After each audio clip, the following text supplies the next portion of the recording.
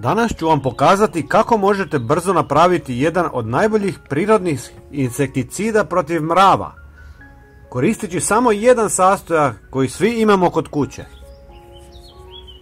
Ovaj repelent ne samo da će otjerati mrave, već će djelovati i protiv žohara, lisnih uši, komaraca, bijelih mušica, gusjenica, krumpirovih buba, pa čak i miševa. Napominjemo da ova metoda ne ubija insekte, već ih samo odvraća. Sastojak koji ćemo koristiti je vrlo učinkovit jer ga insekti ne podnose. Iako su mravi važni za ekosistem, ponekad postaju nepoželjni gosti u našim vrtovima i domovima, stvarajući tunele i oštećujući imovinu i biljke. Sastojak koji ćemo koristiti su klinčići, koje svi dobro poznajemo. Možete ih samljeti u mlincu i posipati po dvorištu, ili ih pomiješati s vodom i prskati po vrtu i dvorištu.